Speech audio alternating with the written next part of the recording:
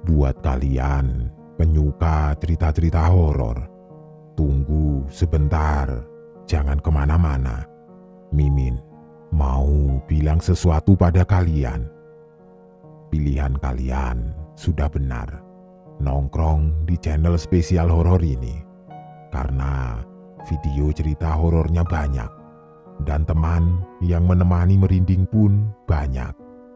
Salam sehat dan sukses selalu buat kalian semua, dan semoga selalu terhibur di sini. Kali ini, Mimin masih akan membawakan sebuah cerita horor dari akun Twitter Simple Man yang berjudul Bisikan Iblis, Nyawa yang Tergadaikan. Bercerita tentang cerita horor orang kaya baru. Selamat menyimak dan salam horor.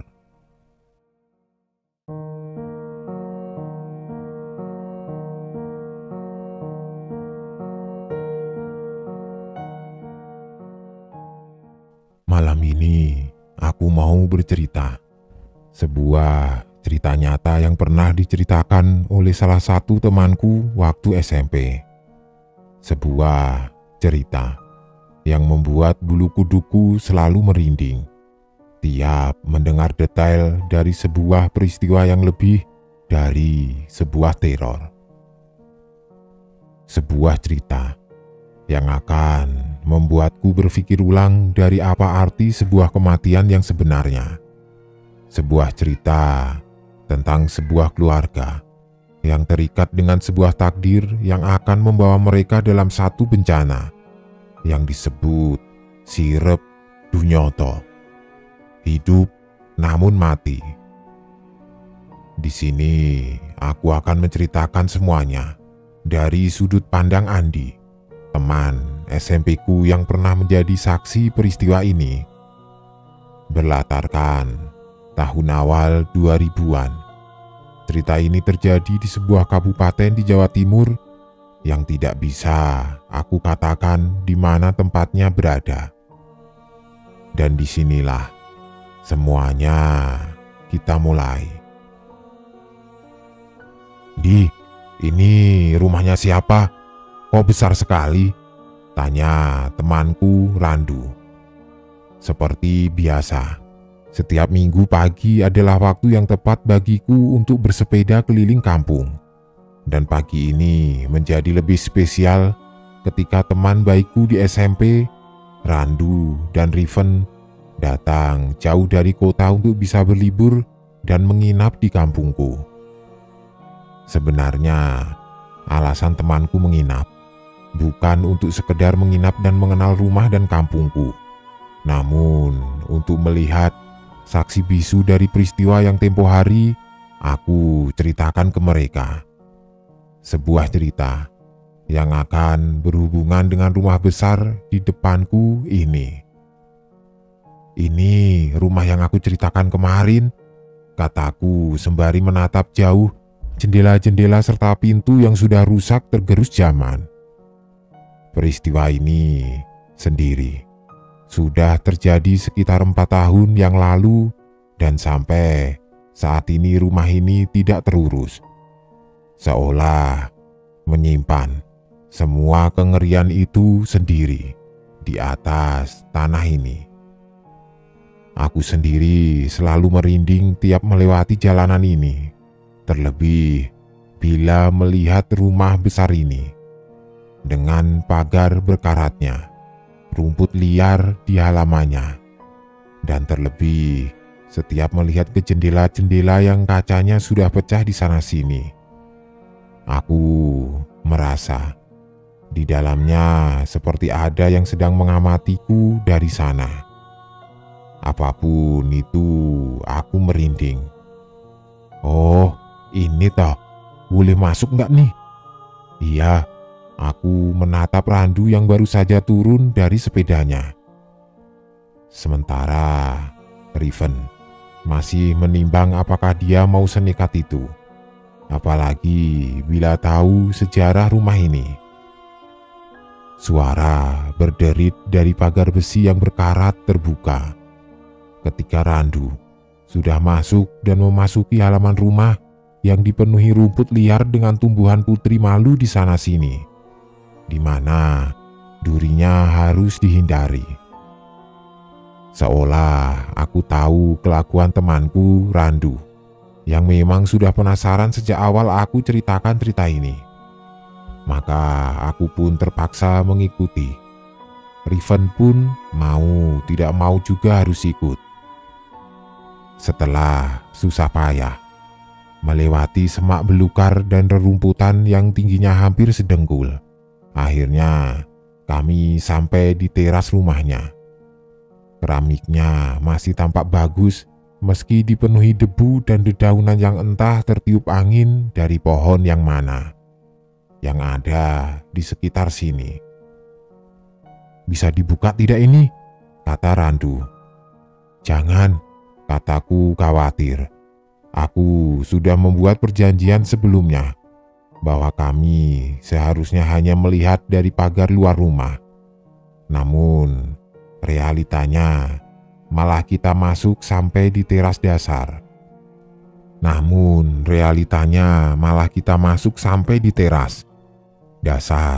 Randu kebangetan. Dia malah memutari rumah dan bergerak pergi ke pintu belakang. Mau tidak mau aku dan Riven mengikuti.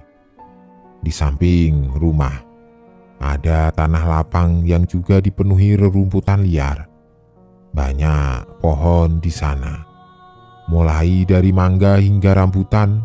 Di balik langkah kami, aku terpaku menatap jendela-jendela yang berjejer di sisi rumah, berharap tidak mendapatkan pemandangan yang tidak diinginkan.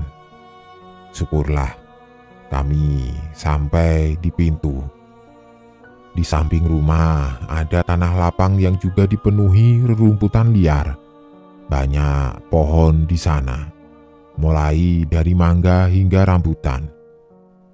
Di balik langkah kaki kami, aku terpaku menatap jendela-jendela yang berjejer di sisi rumah, berharap tidak mendapatkan pemandangan yang tidak diinginkan. Syukurlah kami sampai di pintu belakang dengan pemandangan yang tidak karuan seperti teras depan.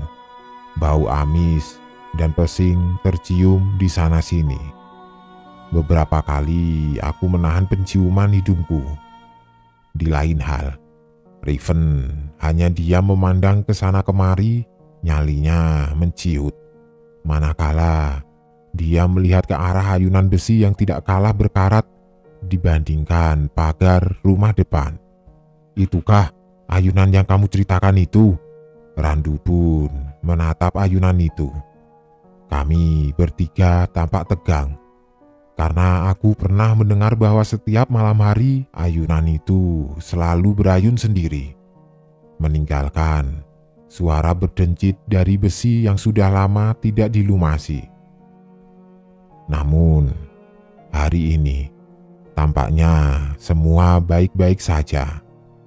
Toh itu hanya cerita dari warga kampung. Randu yang pertama mencoba membuka pintu. Sesaat aku dibuat menganga karena pintu belakang tampak terbuka lebar di depan kami. "Bisa dibuka loh rupanya," kata Randu yang entah begitu antusias. "Masuk yuk."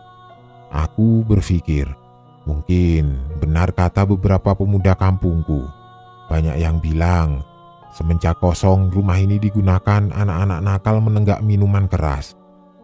Namun tidak sedikit dari sana muncul cerita-cerita bahwa terkadang ada penghuni tidak kasat mata yang tinggal di dalam rumah ini.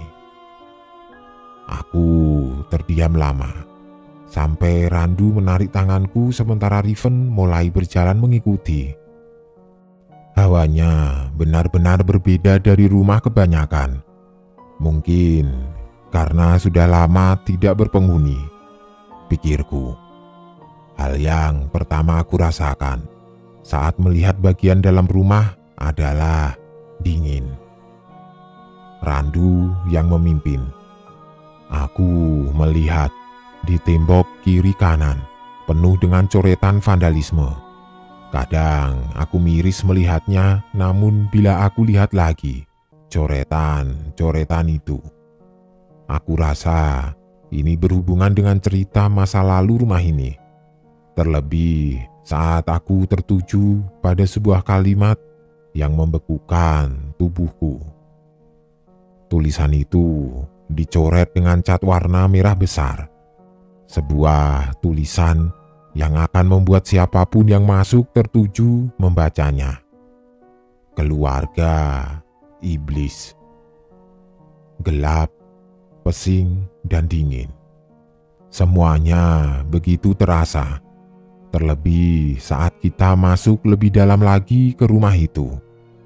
"Jangan jauh-jauh teman-teman," kata Riven. Aku baru sadar kalau sedari tadi Riven tampak tertarik. Begitu bertentangan dengan nyalinya yang tidak seberapa. Randu masih menelusuri rumah itu. Sangat-sangat antusias. Dia melihat ke sana kemari dan itu menggangguku. Sangat mengganggu.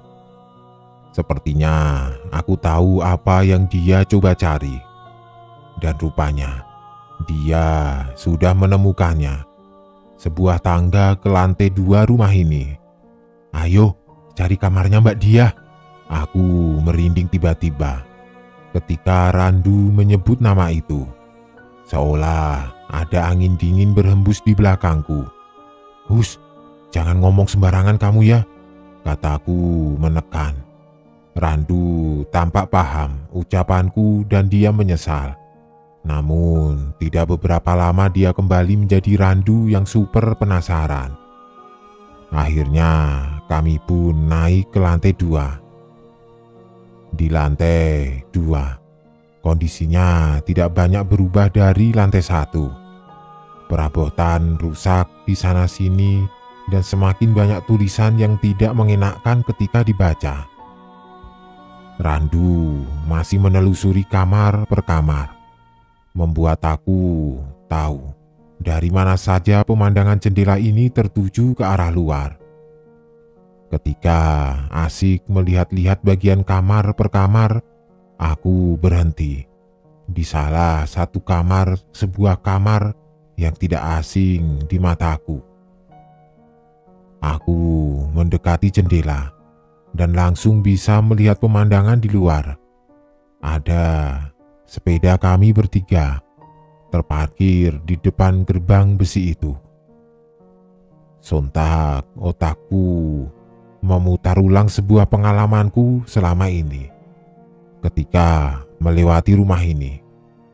Kamar ini adalah kamar di mana aku pernah melihat sesosok yang seperti berwujud, namun menatap sembunyi-sembunyi di balik jendela.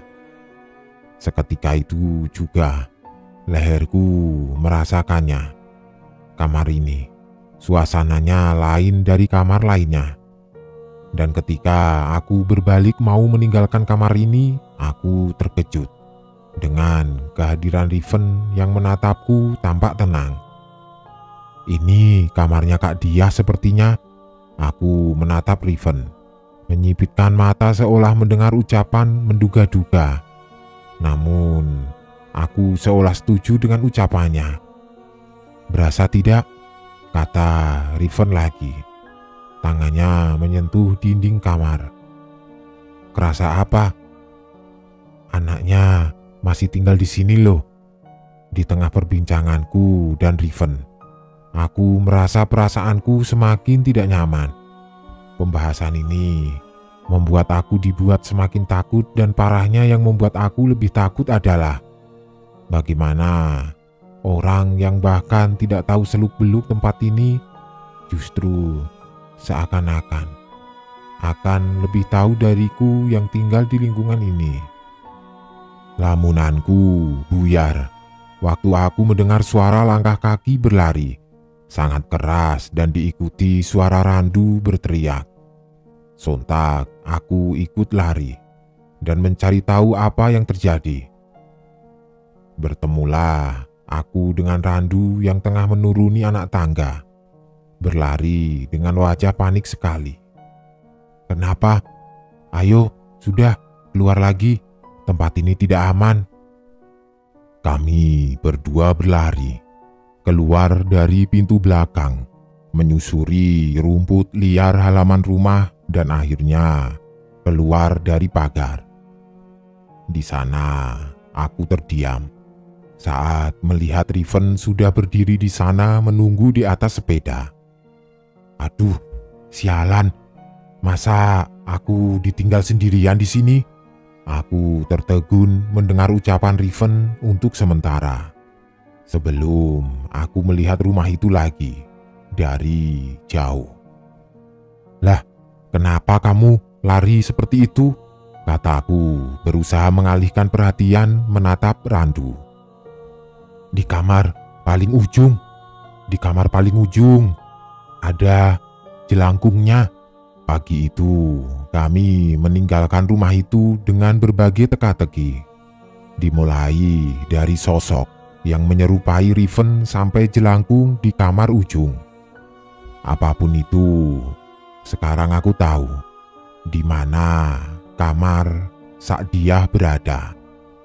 Gadis yang mengakhiri hidupnya dengan gantung diri karena tidak sanggup lagi menanggung beban dari perjanjian keluarganya dengan iblis yang kabarnya masih ada di atas tanah ini. Mulai dari sini, kita masuk ke peristiwa 4 tahun yang lalu di mana semua ini bermula. Diah Muninggar. Nama itu tidak akan pernah dilupakan di kampung ini. Bukan karena ia seseorang yang berprestasi, melainkan karena kematiannya yang dianggap ganjil oleh warga. Bahkan kematiannya sendiri masih dianggap menyisakan misteri hingga saat ini. Lahir di keluarga yang sederhana, membuat dia dikenal sebagai gadis ayu kembang desa yang selalu mendapat puja-puji di sana-sini. Namun, malam itu, ketika bulan tidak menampakkan diri, ketika suara serangga malam sunyi tak berpelik, terlihat dari jauh siluet seseorang. Dari bawah rumah gedong yang disebut warga sebagai rumah terbesar di kampung ini. Yang entah bagaimana, keluarga Diah yang awalnya bukanlah keluarga kaya raya, disulap hanya dalam beberapa bulan menjadi sebuah keluarga terkaya dan termasyhur. Meski menyimpan tanda tanya besar, namun semua warga tahu ada yang ganjil dari keluarga ini. Kita lupakan sejenak keluarga ini. Di depan rumah, Pak Mitolah yang pertama melihat siluet bayangan di kamar atas, tampak sedang melayang, berayun pelan namun tetap terlihat jelas. Sontak Pak Mito membangunkan seisi rumah, dan dilihatlah siluet itu di dalam kamar. Malam itu adalah malam di mana tubuh Diah atau gadis yang kerap dipanggil dengan nama Sa'diyah tergantung dengan kepala dijerat tali tambang. Sontak semuanya kaget, tidak terkecuali Pak Wanto. Pak Wanto adalah ayah sekaligus orang yang kini menarik perhatian warga kampung. Apa yang sebenarnya disembunyikan oleh Pak Wanto? Namun, malam itu cukup membuat semua yang menyaksikan bertanya-tanya. Kenapa postur Sa'diyah yang tergantung menunjukkan ekspresi tidak biasa? Ekspresi seseorang yang tengah tersenyum bahagia. Satu hal yang diingat oleh semua orang yang menyaksikan peristiwa itu, kematian Sa'diyah adalah kematian yang berhubungan dengan keluarga ini. Sesuatu yang dipercaya berhubungan dengan bisikan iblis. Kita akan kembali ke waktu yang jauh ke belakang, manakala cerita ini semua bermula bukan 4 tahun, melainkan lebih jauh lagi. Saat dia hanyalah gadis polos yang tidak tahu apapun tentang apa yang akan menimpa keluarganya. Pak Wanto adalah seorang buruh tani yang menggarap sawah milik seseorang bernama Bu Robiah, istrinya. Meski umur mereka tidak lagi muda, namun mereka hidup berkecukupan. Dikaruniai 4 orang anak yang kesemuanya adalah seorang perempuan. Dia, Yuni, Rina, dan Uswatun adalah anak-anak Pak Wanto. Layaknya anak-anak lain di usia mereka yang saat ini masih tergolong masih sangat muda. Mereka bermain dan bersekolah sewajarnya. Hanya saja, terkadang mereka membantu Pak Wanto dan Bu Robiah di sawah. Si sulunglah yang paling dikenal warga, karena kebiasaannya pula memanggil Pak Wanto dan Bu Robiah Bapak, Emak, membuat warga ikut-ikutan memanggil Bapak, Emak. Hidup keluarga Pak Wanto baik-baik saja, layaknya kehidupan tentram pada umumnya di desa. Namun, semuanya berubah ketika Bu Robiah yang kerap disapa Emak ini mengatakan bahwa beliau hamil tua. Yang konon, menurut orang Jawa zaman dahulu, hamil tua adalah pertanda yang kurang baik. Meski begitu, tidak percaya dengan mitos, Pak Wanto dan sekeluarga menyambut hangat calon anak sampai di kehamilannya yang ke-5 bulan Pak Wanto bermimpi didatangi seekor kambing betina hitam yang konon kambing ini dapat berbicara dan menyapa Pak Wanto. Hal itu terjadi selama 7 hari berturut-turut. Tidak yakin dengan mimpinya, Pak Wanto tidak bercerita hal ini kepada siapapun. Meski ia masih kerap terbayang sosok yang ia temui dalam mimpi. Entah itu kambing atau binatang lain. Yang Pak Wanto ingat, suaranya tidak seperti suara manusia normal, sangat halus dan memikat. Di malam kedua, mimpi itu kembali dan kambing hitam itu juga kembali lagi. Kali ini ada yang berbeda dari mimpi sebelumnya. Badan si kambing tampak membesar, seolah-olah ia sedang mengandung. Namun, malam itu ia hanya mendengar satu kalimat, Jati Apit. Tidak ada yang tahu apa itu Jati Apit, termasuk Pak Wanto yang sebegitu penasarannya sampai menuliskannya dalam selembar kertas. Setelah menjalani hari-harinya seperti biasa, ketika pulang Pak Wanto tertuju pada lahan samping sawah. Di sana berjejer pohon jati. Entah apa yang membuat Pak Wanto yang tiba-tiba penasaran dan mendekati lahan itu. Rupanya ia mengerti maksud kalimat itu. Jati Apit merujuk pada pohon jati. Maka dilihat-lihatlah sore itu Pak Wanto berkeliling lahan jati sampai ia melihatnya. Pak Wanto melihat sebuah pohon, tidak terlalu tinggi, mungkin sedadanya, dan pohon itu tumbuh. Di antara 2 pohon jati yang tumbuh meliuk, sangat aneh, pikir Pak Wanto. Pohon jati tumbuh tidak meliuk seperti itu. Pohon jati harusnya tumbuh lurus ke atas. Bergegaslah Pak Wanto manakala ketika ia mendekati pohon itu. Tercium aroma bau kambing yang sengat. Maka Pak Wanto mengelilingi pohon kecil itu. Di dalamnya Pak Wanto menemukan sesuatu. Kecil, berlendir, dan menggeliat. Rupanya ada seekor anak kambing di dalam rimbunan pohon itu. Petang itu, Pak Wanto kembali pulang dengan menggendong anak kambing misterius itu. Pak Wanto tidak tahu apa yang sedang dia lakukan. Sesampainya di rumah, Bu Robiah lah yang pertama kali curiga. Melihat Pak Wanto menggendong sesuatu membuat beliau penasaran. Rupanya benar, Pak Wanto membawa sesuatu yang ganjil. "Apa itu, Pak?" tanya Bu Robiah. "Anak kambing, Bu," ucap Pak Wanto. "Anak kambingnya siapa itu, Pak?" "Tidak tahu, aku menemukannya di pohon jati." "Kok dibawa pulang? Kalau yang punya nyari bagaimana?" "Biarin, kalau ada yang nyari nanti tak kasihkan. Kasihan, masih anakan." "Gitu toh, ya sudah, terserah Bapak." Hari itu juga Pak Wanto membuatkan kandang kecil. Malam itu, kabarnya ada sesuatu yang terjadi. Bu Robiah lah yang pertama tahu. Ketika Pak Wanto tengah tidur, Bu Robiah mendengar suara seseorang tengah tertawa.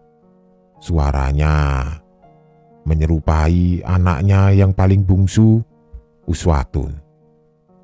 "Tun, itu kamu kah?" Meski hamil tua, Bu Robiah masih kuat untuk bangun dari ranjangnya. Ia berjalan menuju ruang tamu, namun ia tidak melihat siapapun di sana. Ketika Bu Robiah akan kembali ke kamar, suara itu terdengar kembali. Namun, suaranya terdengar dari luar rumah. Tanpa curiga, Bu Robiah membuka pintu mencari di mana sumber suara yang menyerupai suara anak bungsunya. Suaranya berhenti di kandang belakang rumah. Bu Robiah segera mendekatinya. Namun, bukan Uswatun yang ia lihat melainkan siluet hitam. Bayangan seorang anak kecil tengah meringkuk di pojokan kandang. Kaget bercampur takut, Bu Robiah bertanya siapa gerangan yang ada di sana. Namun, sosok itu hanya diam di pojokan. Tiba-tiba, sosok itu mulai bergerak, menggeliat layaknya binatang yang tengah terbangun dari tidurnya. Ia melihat Bu Robiah dengan mata merah menyala, lalu merangkak cepat sekali menuju Bu Robiah yang syok siap berteriak. Keesokan paginya, Bu Robiah terbangun dengan wajah yang pucat. Entah mimpi atau bukan, Bu Robiah menceritakan hal ini pada Mbok Sartem, tetangga sekaligus wanita tua yang senantiasa dimintai tolong bila ada hal yang aneh. Dengan wajah tegang, Mbok Sartem bertanya, "Anak kambing? Bawa aku kemana anak kambing itu berada?" Bu Robiah pun mengajak Mbok Sartem ke kandang belakang rumah. Anehnya, tidak ada apapun di sana. Cempe atau anak kambing yang kemarin lenyap begitu saja. Hamil tua, lalu anak kambing. Firasatku kok jelek, kata Mbok Sartem. Beliau menunggu Pak Wanto dari sawah.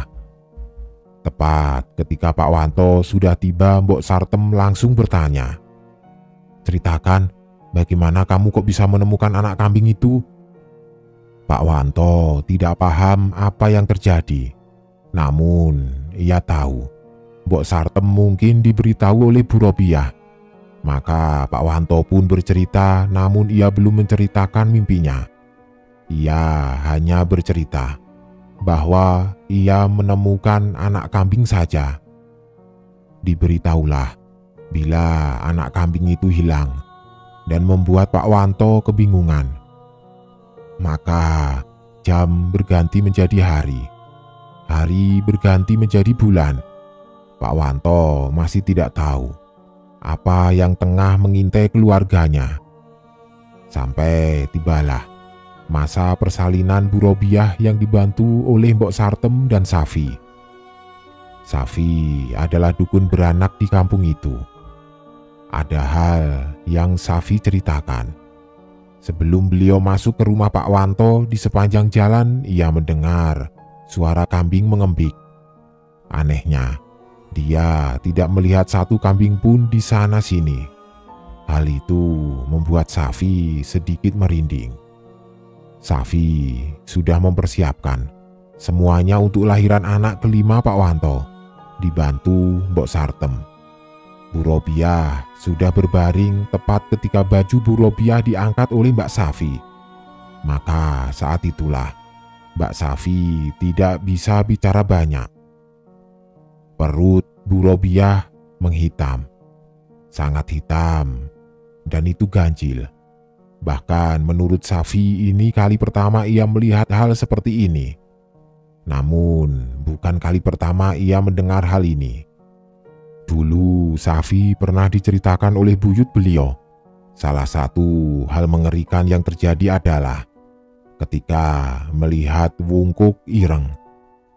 Apa itu wungkuk ireng? Wungkuk ireng adalah perut yang konon disetubuhi oleh jin yang sudah bukan jin lagi, melainkan iblis jahanam yang menyusupkan anaknya di roh bayi yang akan lahir. Tidak hanya Safi, Mbok Sartem juga bisa melihatnya. Mereka menatap Bu Robiah dalam diam, namun tangan dan badan mereka gemetar. Sebegitu hebatnya sampai wajah mereka berdua pucat pasi. Ini bukan pertanda buruk, melainkan petaka dari petaka yang paling ditakuti manusia. Mereka tahu apa yang akan terjadi selanjutnya.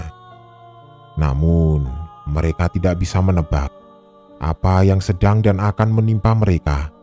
Dosa apa yang diperbuat oleh keluarga Pak Wanto. Pak Wanto menunggu dengan cemas. Ia berharap akan mendapat seorang anak lelaki. Sudah 4 anak yang ia miliki, namun tidak satu pun dari mereka mendapatkan seorang anak lelaki. Jadi, salahkah bila Pak Wanto berharap kali ini anaknya adalah anak lelaki? Kecemasan yang semakin memuncak membuat Pak Wanto melupakan 5 mimpi yang dahulu pernah ia alami. Salah satunya adalah ketika kambing hitam itu menjamin Pak Wanto akan hidup enak, masyhur, dan juga kaya raya. Bila ia mau melakukan satu tugas kecil, menggorok anak kambing yang ia temukan, kemudian menguburkannya di halaman belakang rumahnya. Anehnya, Pak Wanto tidak punya kuasa menolak dan ia melakukannya tanpa bertanya akibat perbuatannya. Karena ketika Pak Wanto melihat Mbok Sartem bertanya tentang anak kambing, ia tahu ada sesuatu yang tengah terjadi namun tidak ia ketahui. Di mimpi terakhirnya, Pak Wanto tidak lagi melihat makhluk itu, melainkan ia melihat dirinya sendiri bertanduk dan menyerupai wajah seekor kambing. Di tengah kegelisahannya, lamunan Pak Wanto buyar, manakala ketika ia terperanjat saat mendengar suara kambing mengembik sangat keras. Sampai seisi rumah yang dipenuhi tetangga yang penasaran dengan kelahiran anak kelima Pak Wanto berkerumun.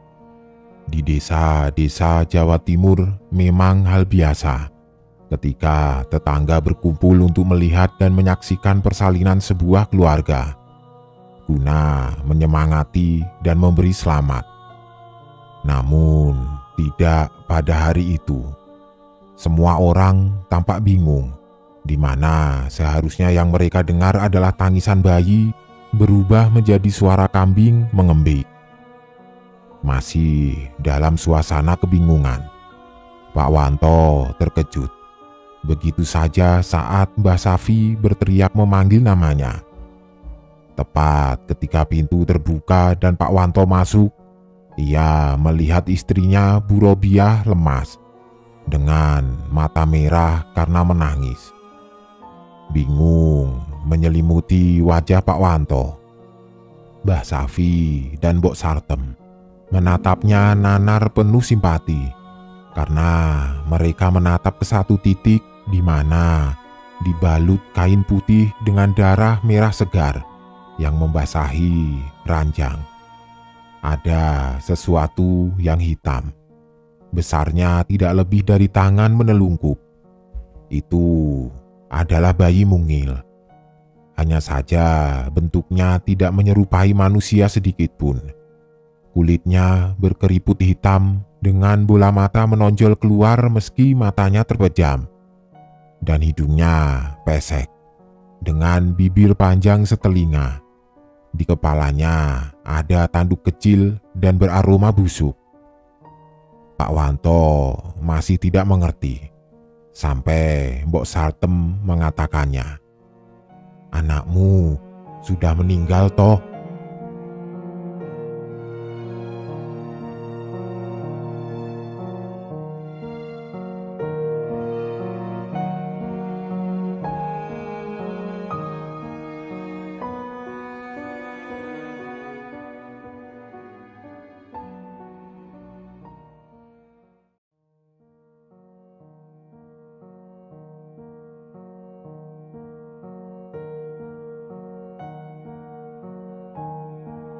Cublak cublak suweng, suwenge ting kelenter, mambu ketundung kutel, Pak Gempong lera lere, sopong guyu ndelekake, sir pong dele gosong sir pong dele gosong.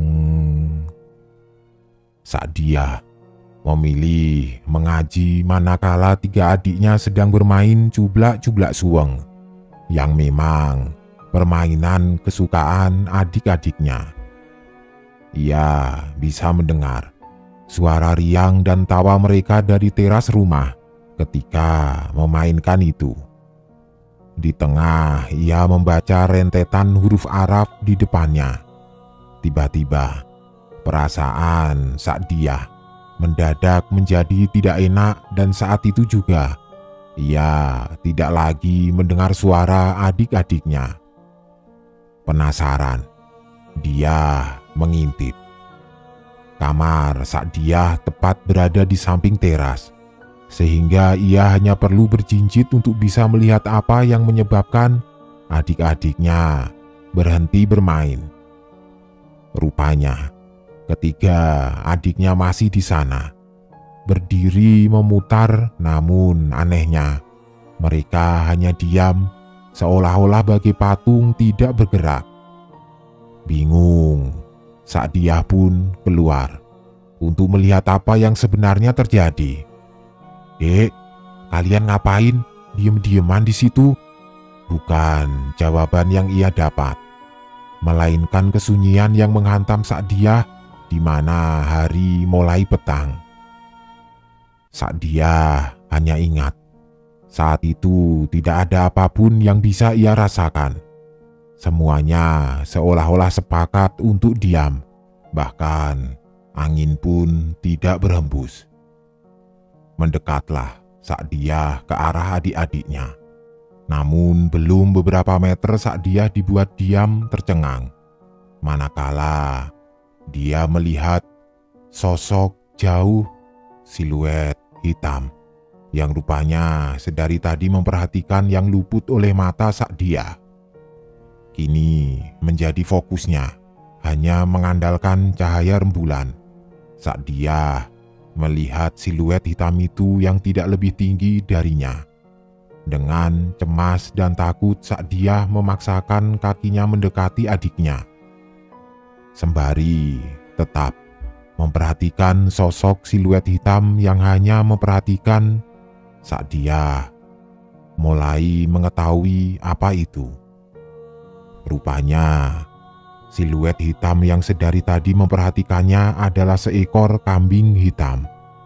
Namun entahlah kambing siapa yang belum dikandangkan ketika petang sudah datang. Sa'diyah menarik adik-adiknya mengatakan mereka harus masuk karena malam sudah menjelang. Ketiga adiknya menurut dan mengikuti langkah Sa'diyah. Tepat ketika mereka sudah masuk ke dalam rumah, Sa'diyah berniat menutup pintu dan memperhatikan kembali di mana kambing itu berdiri. Akan tetapi, tidak ada apapun di sana. Hanya tanah lapang kosong, tanpa kehadiran kambing hitam yang ia lihat tadi. Mendadak, perasaan buruk itu kembali muncul, dan seolah-olah memberitahu malapetaka sedang menyambangi keluarganya. Bila ada yang berbeda dari hari itu, maka Pak Wanto adalah salah satunya. Semenjak kematian jabang bayi yang sudah ia damba-dambakan, yang kabarnya berkelamin laki-laki itu meninggal, Pak Wanto kini menjadi pribadi yang tertutup, bahkan ia sudah lupa cara menyapa tetangganya.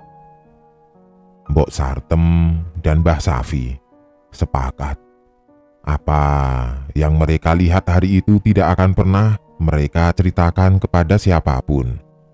Bahkan kepada Bu Robiah, istri Pak Wanto yang saat itu pingsan lemas. Tanpa tahu apa dan bagaimana ia bisa melahirkan makhluk yang lebih terlihat seperti anakan kambing. Di saat itu juga, Pak Wanto hanya bisa murung. Sementara Mbok Sartem dan Mbah Safi mempersiapkan perkuburan itu.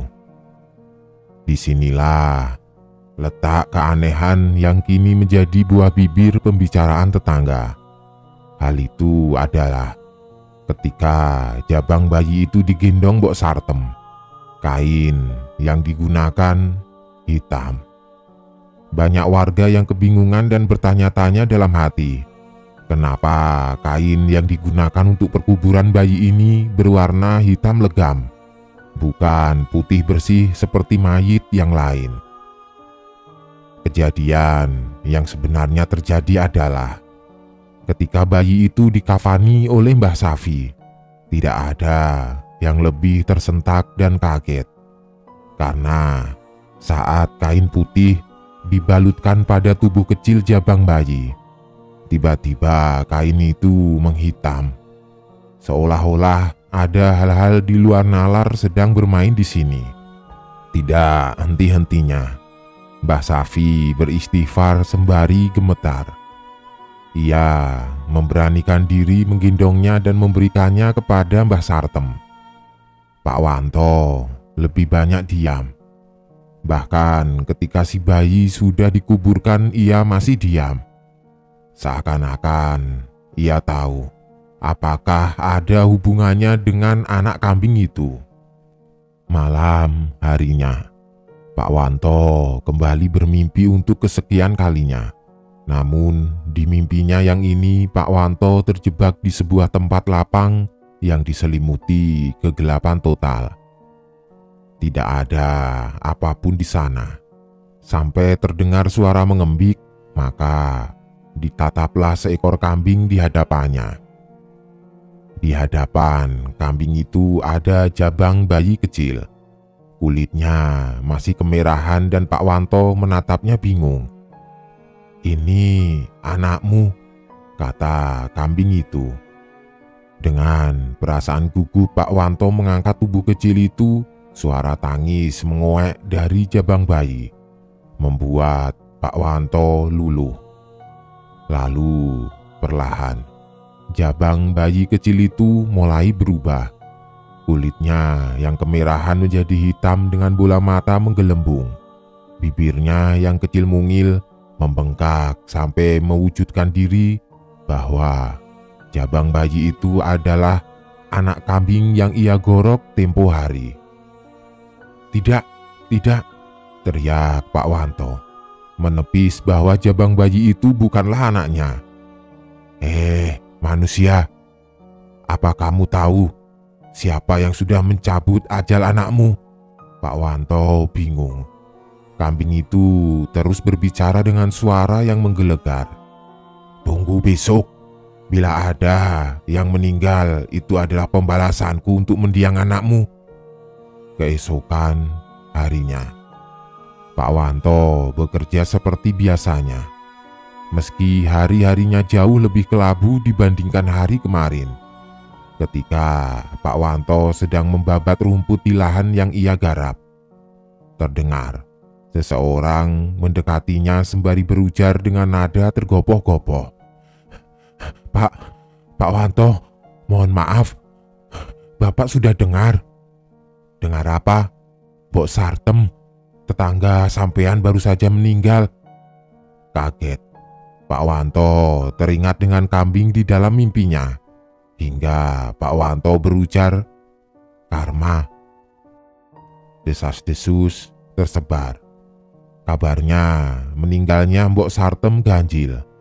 Selain itu, mayitnya juga tidak kalah membuat orang geleng-geleng kepala. Salah satunya, Mbok Sartem meninggal dengan bau seperti kambing, lebus. Tidak hanya itu, sebelum meninggal, Mbok Sartem kabarnya berteriak-teriak, memaki dan mengutuk, seolah-olah dia sedang berbicara dengan sesuatu. Di akhir kalimatnya, selalu satu kata yang terucap terus-menerus, yaitu iblis. Namun yang paling mengerikan, Mbok Sartem meninggal dengan memuntahkan darah yang warnanya hitam kemerahan menyerupai janin. Banyak orang mulai menyebar rumor, mulai dari santet hingga sangkut paut dari perbuatan demit atau setan. Namun Mbah Safi lah yang tahu apa yang terjadi. Hari itu juga di pemakaman Mbok Sartem, Mbah Safi tampak sedang mencari seseorang, namun ia tidak kunjung temukan di sana. Sampai di sudut matanya, akhirnya ia melihatnya. Pak Wanto berdiri jauh dari kuburan Mbok Sartem yang baru saja dikuburkan, mengamatinya dengan bibir tersungging, sebuah senyuman yang tidak sepantasnya terlihat dari seorang tetangga. Sudah lebih dari 5 hari, Pak Wanto tidak pulang. Kalaupun pulang hanya untuk mengganti baju kemudian keluar lagi. Meskipun Pak Wanto masih memberi nafkah berupa uang yang cukup banyak, namun Bu Robiah bingung. Dari mana uang itu? Bila Pak Wanto sudah tidak kerja lagi menggarap sawah. Tidak hanya Bu Robiah, namun tetangga di kanan kiri juga bingung. Pernah mereka tanpa sengaja melihat Pak Wanto berjalan. Anehnya, ketika disapa, Pak Wanto seperti tidak mau mendengar dan melanjutkan perjalanannya. Seolah-olah ia sengaja tidak menggubris niat baik tetangganya. Puncak keanehan yang disaksikan warga adalah Pak Wanto selalu berjalan dengan pose menggendong anak kecil. Seolah-olah di tangannya ia sedang menggendong entah apa itu. Warga mulai curiga Pak Wanto sudah gila. Meski begitu, tidak ada yang berani menegur atau sekedar bertanya apa yang terjadi pada Pak Wanto. Karena bagaimanapun juga Pak Wanto pernah menjadi seseorang yang dihormati dan dituakan di kampung itu. Sakdiah pernah melihat suatu malam ketika ia berniat untuk tidur, namun pikiran-pikirannya masih memaksanya untuk terjaga. Tiba-tiba dibangunkan dengan suara pintu berderit. Dengan cepat Sakdiah berpura-pura untuk tidur. Di dalam kamarnya Sakdiah tidur bersama ketiga adiknya. Disitulah ia melihat Pak Wanto, bapaknya, masuk dan berjalan melewatinya. Ia membangunkan salah satu adiknya, Uswatun, dengan nada suara berbisik seolah-olah si bapak tidak mau anak-anaknya yang lain mendengar. "Tun, bangun nak," katanya. "Ikut bapak yuk, sebentar saja." Di dalam keremangan kamar, Sa'diyah melihat gelagat yang aneh dari si bapak. Seumur-umur, ini adalah pertama kali bapak membangunkan anaknya di jam yang sudah selarut ini. Uswatun bangun, meski ia masih mengantuk. Tanpa membuang waktu, dari bayangan di gubuk Sa'diyah melihat si bapak mengangkat Uswatun dan pergi meninggalkan kamar. Tanpa lupa menutup pintu kembali. Sa'diyah terbangun mengintip dari jendela kamarnya. Ia melihat si bapak pergi. Keesokan paginya, Sa'diyah bangun dan hal pertama yang ia lakukan adalah mencari Uswatun yang rupanya sedang ada di pawon atau dapur tampak lahap memakan seiris daging. Mereka saling menatap satu sama lain sebelum Sa'diyah mendekatinya. "Semalam kemana?" Uswatun tampak bingung. Ekspresinya menunjukkan ekspresi ketidaktahuan apapun. "Kemana toh mbak? Atun tidak kemana-mana." Aneh. Namun Sa'diyah yakin ia melihat dengan mata kepala sendiri. Dan bagaimana bisa Atun mengatakan hal sebaliknya? Meski penasaran, namun Sa'diyah tidak bisa mendapatkan jawaban apapun dari Uswatun. Sekeras apapun ia memaksanya berbicara. Karena Atun hanya mengatakan, ia tidak kemana-mana. Si bapak sendiri masih jarang pulang. Sekalipun ia pulang paling hanya untuk mengganti bajunya saja. Di malam yang entah keberapa di mana Sa'diyah kembali memergoki si bapak, membawa Uswatun pergi. Sa'diyah nekat untuk mengikuti. Meski diliputi perasaan was-was dan ketakutan yang menjadi-jadi, Sa'diyah berjalan jauh di belakang dan mereka menuju sebuah jalan yang Sa'diyah tahu kebun itu adalah kebun jati.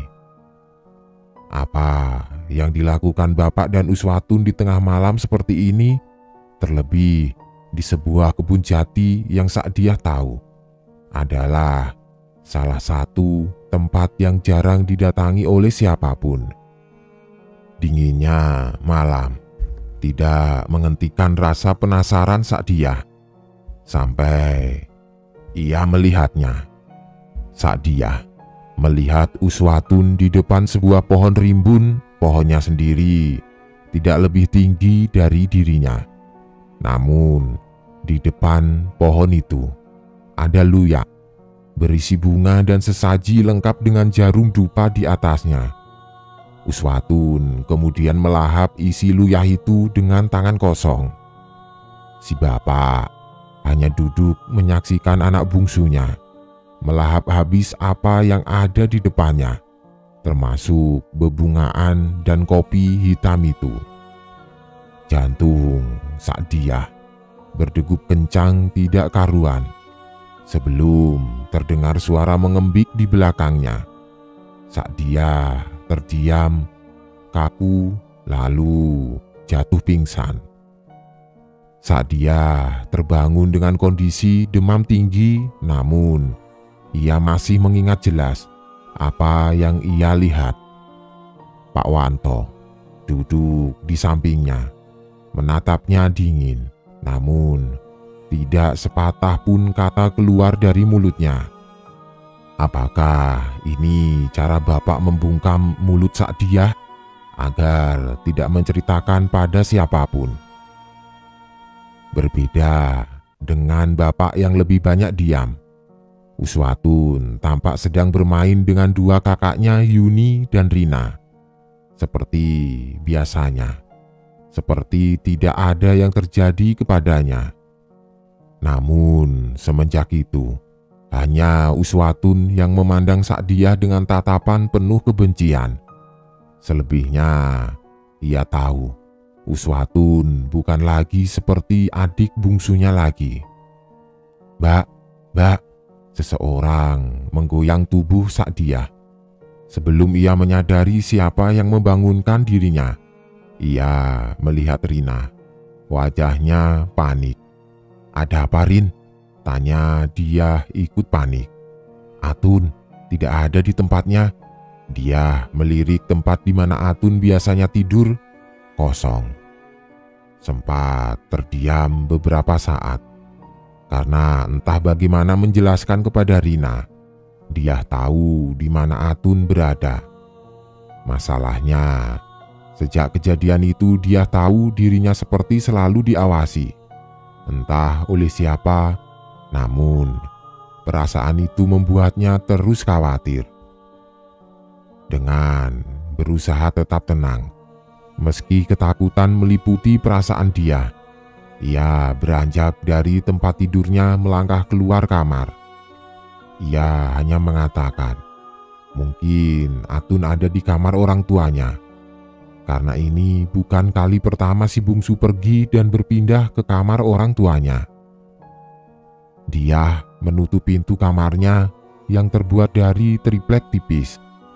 Karena memang keluarganya bukanlah keluarga yang digelimangi harta. Sempat ragu, namun dia membulatkan tekad sebelum ia mendengar suara Atun. Ia sedang mendendangkan sebuah nada permainan kesukaannya.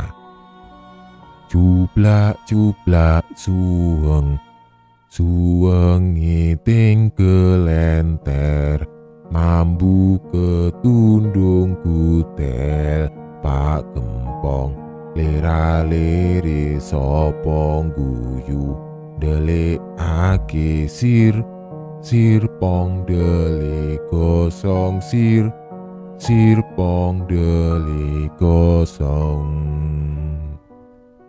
Suaranya terdengar dari halaman belakang rumah. Sa'diyah berjalan mendekatinya. Ia yakin itu suara Atun. Tetapi Atun tidak sendirian. Ia mendengar ada 2 atau 3 suara lain sedang menyanyikannya bersama-sama. Yang jadi pertanyaan adalah, untuk apa Atun bermain cublak-cublak suweng tengah malam seperti ini? Berusaha mengintip Sa'diyah mendekati gubuk rumahnya yang terbuat dari bambu. Di sela-sela lubang itu, ia mendekatkan wajahnya, melihat dengan seksama. Namun ketika Sa'diyah melihat figur Atun yang tengah duduk bersila, nyanyian mereka berganti menjadi kesunyian. Kesunyian itu membuat suasana saat itu menjadi begitu mencekam, seolah-olah mereka tahu seseorang sedang mengamatinya dan di tengah pikirannya tentang mereka. Sa'diyah melihat Atun. Kepalanya menoleh tepat di mana Sa'diyah berdiri menatapnya. Jantung Sa'diyah rasanya seperti mau copot. Belum berhenti sampai di sana, Sa'diyah seperti ingin lari saja dan kembali ke atas ranjangnya. Namun semua ini membuat Sa'diyah penasaran, berbuah nekat. Sa'diyah mengintip kembali. Namun yang dia dapat tepat di lubang itu, mata mereka saling bertemu. Atun tahu Sa'diyah melihatnya. "Mbak," kata Atun. Ia memanggil nama dia. "Ayo main." Karena seperti tertangkap basah, maka Sa'diyah melangkah keluar, membuka pintu belakang rumahnya dan dilihatnya Atun mengamatinya dengan senyuman ganjil yang menakutkan. Sa'diyah mengikuti langkah Atun, penasaran dengan suara siapa saja yang ia dengar tadi. Sa'diyah dibuat diam mematung, manakala ia melihat di hadapannya ada Rina dan Yuni duduk bersila, seolah menunggu mereka. Bila Rina dan Yuni ada di sini bersama Atun, lalu siapa yang ada di kamar? Meskipun puluhan pertanyaan muncul di dalam pikirannya saat dia mencoba untuk tenang dengan apa yang terjadi. Ia duduk bersila sama seperti yang lain, sampai ia mendengar Atun mengatakan, "Yang jadi Pak Empo kamu dulu ya Mbak?" Awalnya ragu, namun saat dia mengiyakan permintaan Atun, ia tahu akhir-akhir ini hubungan mereka seperti berjarak dan dia tidak tahu apa alasannya. Jadi, bila menjadi Pak Empo bisa membuat Atun dekat lagi dengan dia, maka dia akan melakukannya. Semua tahu apa itu Pak Empo dalam permainan cublak-cublak suweng. Pak Empo akan menjadi penebak dalam permainan ini. Karena sejatinya, permainan ini adalah permainan untuk mencari batu yang akan disembunyikan di salah satu telapak tangan pemain lain. Masalahnya, Pak Empo haruslah diwajibkan untuk berbaring telungkup. Sementara pemain lain mulai menyanyikan lagunya, sekaligus membuat batu itu agar Pak Empo tidak tahu di mana batu itu berada. Maka saat dia mulai berbaring telungkup menghadap lantai, sementara 3 saudaranya mulai bernyanyi. Anehnya, ketika saat dia telungkup, ia merasa ada pemain keempat di antara mereka. Meski begitu, saat dia lebih takut tentang suara lain yang ia dengar. Suara yang tidak pernah ia kenal. Sampai akhirnya ia mencium aromanya. Aroma kambing itu kembali di antara mereka. Ketika sampai di lirik Sopong Guyun Delikake, maka saat dia mulai membuka matanya, menatap ketiga adiknya tanpa tahu di mana ia merasakan pemain keempat itu berada. Semua wajah adiknya mengisyaratkan ekspresi yang sama, pucat dan begitu datar. Tidak seperti adik-adiknya selama ini. Saat dia menunjuk ke arah Atun, ia memilih tangan kirinya. Maka Atun membuka tangannya dan batu kerikil itu tidak ada di sana. Sekarang ia menunjuk Rina. Rina juga sama. Di atas telapak tangannya batu itu tidak ditemukan. Maka dia harus kembali menjadi Pak Empo. Hal ini terus terjadi lebih dari 7 kali. Ketika saat dia mulai telungkup lagi, terdengar suara tertawa yang membuat saat dia tidak nyaman. Seolah-olah ketiga adiknya mengerjainya, bahwa sebenarnya batu itu memang tidak pernah ada bahkan sejak permainan dimulai. Menunggu. Saat dia menunggu ketiga adiknya mulai menyanyikan liriknya, namun mereka tidak kunjung menyanyikannya. Bingung saat dia ingin membuka matanya, namun ia ingat ia adalah Pak Empo yang tidak diizinkan baginya membuka mata sampai nyanyian disenandungkan. Saat itu, bisikan itu terdengar. Mati. Suaranya begitu dingin dan menusuk. Ia tahu itu bukan suara adiknya. Apakah itu suara pemain keempat yang sedari tadi ia rasakan? Angin dingin tiba-tiba berhembus. Saat dia terjebak dalam keheningan yang membuat ketakutan memenuhi isi kepalanya. Di tengah, saat dia menunggu, terdengar suara familiar yang membuat saat dia tersentak. "Ngapain kamu ada di sini?"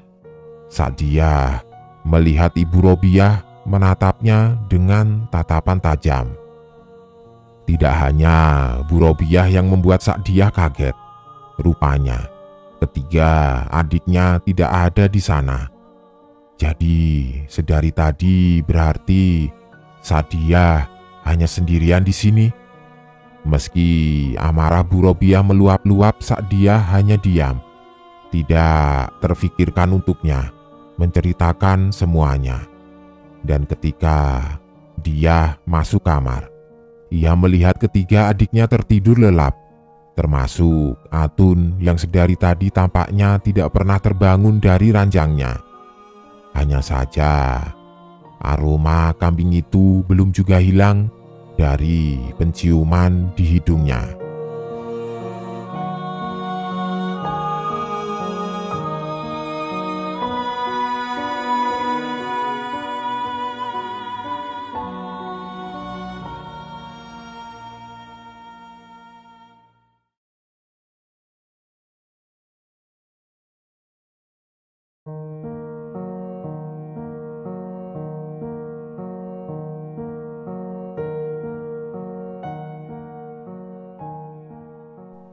Sejak malam itu, banyak kejadian yang terjadi, dan rumah Sa'diyah suasananya sudah sangat berbeda.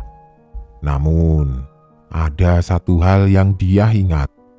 Entah sejak kapan, rumahnya jadi sering dilewati oleh seseorang yang dia kenal. Safi, dukun beranak itu, kadangkala melewati rumahnya seperti mengawasi. Tidak hanya itu, Atun, adik bungsunya, juga mulai aneh. Dia seringkali menjauhkan diri dari ketiga kakaknya, tidak mau makan sampai sering terlihat menyendiri. Hal ini membuat Sa'diyah curiga. Ada yang disembunyikan oleh Atun. Puncaknya saat Atun muntah di kamar. Muntahnya sendiri bukan muntah sembarangan, melainkan muntah darah kehitaman. Darah yang seperti sudah lama mengendap dalam tubuhnya. Bu Robiah yang paling khawatir. Namun Pak Wanto tampak tidak peduli. Beliau masih sering pergi entah kemana dia berada. Sampai akhirnya perlahan-lahan penyakit misterius yang menyerang Atun berujung pada nyawanya. Ini terjadi tepat di malam hari. Atun berteriak seperti orang yang kerasukan. Dia dan kedua adiknya hanya bisa melihat Atun yang mencakar-cakar badannya. Tidak hanya itu, ia juga menghantamkan kepalanya ke semua benda di sekelilingnya, membuat tetangga berkerumun datang. Mobil Carry tua milik Pak Lurah sampai terparkir di depan rumah Bu Robiah, berniat membawa Atun ke rumah sakit terdekat. Sembari orang-orang mencari tahu di mana keberadaan Pak Wanto. Hingga tepat subuh di rumah sakit, Atun meninggal dunia. Suasana rumah Bu Robiah ramai orang, dan seseorang yang paling dicari itu muncul.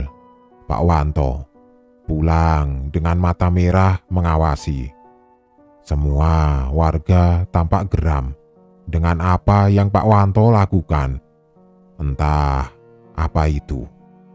Dia hanya menatap nanar wajah Atun terakhir kalinya sebelum liang lahat menutupi wajah adik bungsunya yang ia tahu meninggal dengan cara yang tidak wajar. Hanya dia yang tahu bahwa sebelum Atun meninggal ia menyerupai wujud seekor kambing. Di tengah duka itu saat dia mencuri dengar Pak Wanto dengan seseorang. Ia kenal dan tahu siapa itu. Mbah Safi. Tampak bersitegang dengan bapaknya. Entah apa yang ia bicarakan, Mbah Safi hanya mengatakan, "Sudah, hentikan saja semuanya sebelum semua anak-anakmu diambil di depan mukamu." Dengan wajah tidak berdosa, Pak Wanto hanya menjawab pelan, "Bukan urusanmu." "Wedus Kibas, itukah jenis iblis atau jin yang menuntunmu? Mbok Sartem tidak bersalah sepenuhnya. Memang anak iblismu pantas mati." wedhus gibas atau kambing gibas adalah kambing kotor atau berbulu. Mbah Safi pergi, meninggalkan Pak Wanto sendirian. Namun di matanya, ia tahu ia tidak, atau lebih tepatnya belum mau berhenti untuk memulai semua ini.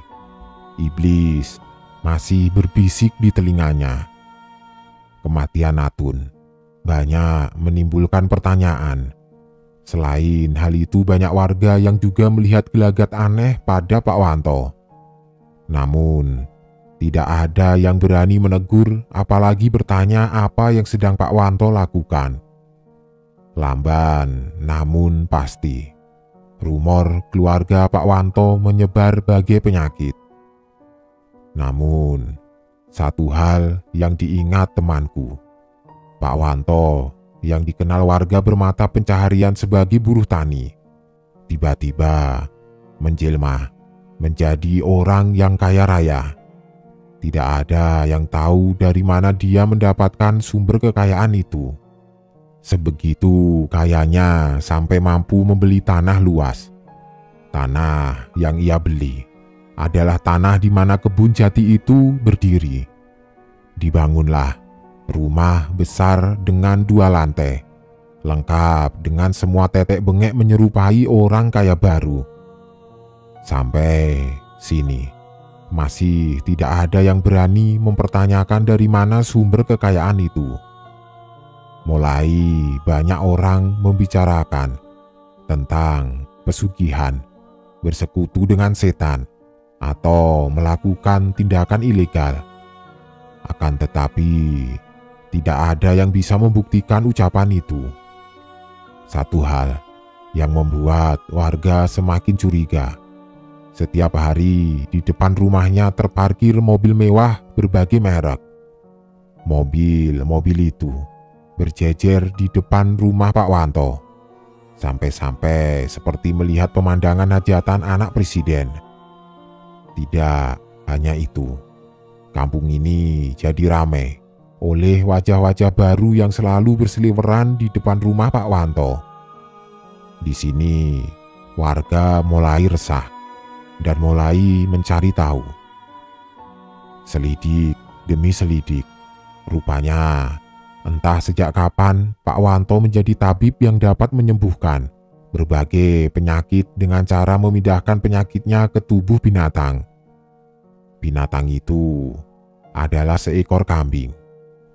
Kambing ini khusus dan harus sesuai oleh arahan Pak Wanto. Bisa dibilang, setiap kambing memiliki ciri khas khusus dan hanya Pak Wanto yang tahu model kambing seperti apa yang harus dibawa oleh mereka yang ingin mencari jalan sembuh lewat jalur yang menurut beberapa orang dipercaya sesat. Dari sini, kita akan mulai masuk ke inti ceritanya. Cerita yang dulu sempat membuatku penasaran dan melihat langsung lokasinya. Ada hal yang menarik. Semenjak berita kehebatan Pak Wanto ini menyebar, banyak keanehan yang membuat warga curiga. Salah satunya adalah tidak ada lagi yang pernah melihat Bu Robiah, Yuni, dan Rina. Padahal kabarnya beliau ada di dalam rumah besar itu yang sekarang dijaga ketat. Hanya anak sulungnya saja yang sering keluar rumah. Itu pun tidak ada warga yang berani mendekat. Semua ini tidak lepas dari kejadian-kejadian mengerikan setiap kali bersinggungan dengan keluarga Pak Wanto. Kabarnya, sesiapa yang membenci keluarga ini selalu mendapat sial. Namun, ada satu cerita yang pernah atau sempat menyebar, di mana ada warga yang tidak sengaja melihat sesuatu ketika melewati rumah Pak Wanto malam hari. Di jendelanya, ia melihat Bu Robiah, rambutnya panjang tergerai. Di wajahnya, ia tampak memelas meminta tolong. Terlepas asli atau tidaknya cerita itu, warga tetap merasa ngeri. Seperti ada yang ganjil di rumah sebesar itu. Disinilah baru terbuka satu rahasia kecil. Konon ada satu kamar yang tidak boleh dimasuki sembarangan orang. Bahkan pasien-pasien Pak Wanto dilarang masuk ke sana. Mbah Safi, di usia uzurnya, tidak pernah ia berpikir menyaksikan fenomena wungkuk ireng. Namun, semenjak kejadian itu, berbulan-bulan ia tidak lagi bisa tidur nyenyak. Setiap malam, makhluk itu terus dan terus mendatangi mimpinya. Hari ini pintunya diketuk oleh seseorang, Sa'diyah. Awalnya ragu, namun ia melihat tatapan mata kosong membuat Safi akhirnya mempersilahkan masuk anak yang juga lahir dari buah kerja kerasnya dulu. "Ada apa, Nak? Tidak biasanya kamu kesini?" Sa'diyah masih bingung menimbang maksud kedatangannya. "Mbah Safi," kata dia, ia sudah bertekad membagi ketakutannya pada seseorang yang mungkin tahu langkah apa yang harus ia perbuat atas peristiwa yang menimpa keluarganya. "Mbah, ibu jadi gila." Safi hanya diam, matanya menerawang jauh. "Adik-adikmu bagaimana?" Heran bercampur bingung. Seperti Mbah Safi tahu apa yang terjadi di dalam rumahnya. Seharusnya tidak ada yang tahu apa yang terjadi, mengingat bagaimana si bapak menutup semua akses peristiwa di dalam rumahnya. "Rina lumpuh, Mbah." Saat itulah wajah tua yang lelah itu akhirnya menangis. "Lumpuh bagaimana maksudmu?" Sa'diyah mulai menceritakan semuanya. Dimulai ketika pertama mereka menginjakkan kaki di atas tanah itu. Dia tahu di mana rumah itu dibangun di atas tanah di mana dia menyaksikan adik bungsunya dulu, Atun. Malam itu masih teringat suara marah dan penuh kelakar ibunya agar Pak Wanto menyudahi apa yang sudah ia lakukan. Bukan tidak tahu, namun Bu Robiah sangat memahami apa yang sedang Pak Wanto lakukan. Termasuk setiap malam kemana Pak Wanto berada, apalagi bila bukan bersekutu. Rupanya bebauan amis yang awalnya Bu Robiah tidak tahu itu tercium dari aroma mulut Pak Wanto. Perlahan kejanggalan itu semakin terungkap manakala Bu Robiah sampai harus berpuasa dan sholat malam, yang konon membawanya untuk menyaksikan suaminya Pak Wanto tengah mengunyah anak kambing yang dahulu tidak ditemukan arah batangnya, ternyata terkubur di belakang rumahnya. Tidak hanya itu, di mimpi yang membuat Bu Robiah tidak bisa bersikap tenang itu, ia melihat Pak Wanto selalu membawa anak itu di punggungnya. Pose sedang menggendong anak itu adalah gambaran dari orang yang tengah memelihara iblis dalam hidupnya. Namun, Pak Wanto memilih bungkam. Dan selanjutnya teror itu mulai membuat Bu Robiah kehilangan akalnya. Saat dia masih ingat bagaimana akhirnya ibunya mulai kehilangan akal sehatnya saat mulai menangis. Safi hanya mendengarkan, sementara Sa'diyah seolah bingung apakah ia harus melanjutkan ceritanya. Sampai akhirnya kalimat itu terucap.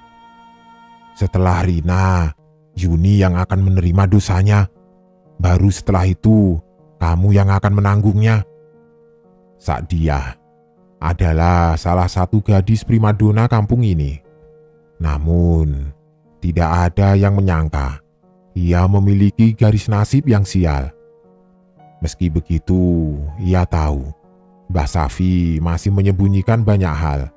Namun entah apa yang disembunyikan, sepertinya menyangkut misteri tentang bapaknya. Lalu, saya harus bagaimana, Mbah? Ia menatap wanita tua yang tampak salah tingkah, dan seperti dugaan Sa'diyah, ada rahasia yang disembunyikan. Maka Mbah Safi mengatakannya hari itu juga. 14 hari dari hari ini, kamu kembali lagi ke sini. Ada sesuatu yang harus aku berikan. Sa'diyah berniat pamit, namun Mbah Safi memanggil lagi. Sebentar, Nak. Mbah Safi masuk ke dalam kamarnya. Kemudian keluar membawa 4 helai bunga kamboja. Ada firasat aneh ketika dia menerimanya. Bawa saja, Mbah tidak bisa melayat. Kaget. Sa'diyah bertanya apa maksudnya. Namun Mbah Safi mengantar Sa'diyah keluar lalu menutup pintu gubuknya rapat-rapat. Tersimpan tanda tanya besar dalam benak Sa'diyah ketika ia pulang. Namun 4 helai bunga kamboja, apalagi kalau bukan pertanda kematian? Pertanyaan Sa'diyah terjawab ketika di jalan ia bertemu beberapa orang. Mengamatinya dengan mimik wajah prihatin, dan ketika dia sampai di depan rumahnya, ia melihatnya. Bapaknya, Pak Wanto, sudah menunggunya dengan mata berapi-api. Dari mana kamu? Sa'diyah tidak menjawabnya. Ia fokus melihat apa yang ada di belakang bapaknya. Di sana ada 2 jasad yang ditutup selendang. Ketika ia mendekat, adiknya Yuni memberitahunya, Ibu sama Rina meninggal, Kak. Detik itu, waktu seperti berhenti. Sa'diyah diam, mematung, lalu berujar dengan nada penuh kebencian. Pengikut iblis laknat, teriaknya membuat semua hadirin yang melayat diam. Tidak ada suara, hanya tatapan benci. Anehnya Pak Wanto bersikap tenang. Ia membiarkan dia pergi berlari menuju kamarnya. 14 hari, bukan waktu yang sebentar. Selama 14 hari itu juga bapaknya tidak pernah mengizinkan pengajian atau apapun yang berhubungan dengan agama. Hal yang tentu menjadi perhatian warga kampung. Banyak dari mereka yang mulai curiga dengan ucapan dia. Benarkah iblis itu ada? Sore buta, dia pergi ke rumah Mbah Safi. Dan ketika Mbah Safi melihat dia, wajahnya penuh dengan teror. Ayo nak, masuk cepat. Ia menyuruh dia duduk. Sementara Mbah Safi masuk ke dalam kamar. Ia keluar dengan membawa kain putih. Dirobeknya kain itu lalu diberikan ke tangan dia. Terjadi keheningan dalam waktu lama sampai dia bertanya, "Apa ini, Mbah?" "Dengar ya nak, dengar. Aku akan memberitahu apa yang terjadi dengan bapakmu itu." Dia bisa melihat bibir Mbah Safi gemetar. "Kafan, itu kain kafan." Jantung dia seperti mau copot. Pantas ia mencium bebauan busuk di kain itu. "Kain kafan siapa ini, Mbah?" "Kain kafannya Mbok Sartem. Mbah membongkar kuburan Mbah Sartem." Sebentar nak, dengarkan dulu. Yang membuat Mbok Sartem meninggal adalah bapak kamu. Hari itu dia seperti disambar petir. "Palawijah," kata Mbah Safi. "Makhluk inilah yang membuat bencana pada keluargamu. Sekarang bawa kain kafan ini, simpan di dekat kamu, lalu dengarkan pesanku ini. Jangan Jangan tidur di bawah jam 12 ya. Apa itu palawija, Mbah? Mbah Safi seperti tidak ingin melanjutkan percakapan ini. Ia menenggak kopi hitamnya lalu mulai bercerita. Ceritanya panjang, tapi kamu harus tahu. Palawija itu adalah kambing yang menjelma manusia. Dulu ada orang yang melahirkan anak tidak normal, badan manusia tapi kepala mirip kambing. Kabarnya anak bayi itu dikubur di sini, di desa ini. Tapi tidak ada yang tahu di mana tempat pastinya. Kalau kata Mbok Sartem, bapakmu lah yang menemukan kuburannya. Namanya iblis, paling pintar membujuk manusia, menipu manusia. Bapakmu sudah terjerumus sama iblis satu ini. Sudah, kamu pulang saja. Pesanku cuma satu, jangan sampai hilang kain kafan ini. Seperti apa yang dikatakan Mbah Safi, dia tidak pernah lagi tidur di bawah jam 12. Ia sengaja mengikat kain itu di pergelangan tangannya, seolah-olah itu gelang penjaganya. Dan di malam yang entah keberapa, dia ingat ada satu kamar di dalam rumahnya yang tidak pernah ia masuki. Malam ini Pak Wanto pergi sedari sore tadi. Di luar tengah hujan lebat hanya ada dia dan Yuni serta dua pembantunya. Dengan perasaan bimbang, dia pergi menuju ke kamar Pak Wanto. Kamar yang tidak pernah boleh dimasuki siapapun. Baru saja ia menutup pintu kamarnya, dia dikejutkan oleh Yuni. Yuni menatapnya dengan tatapan datar.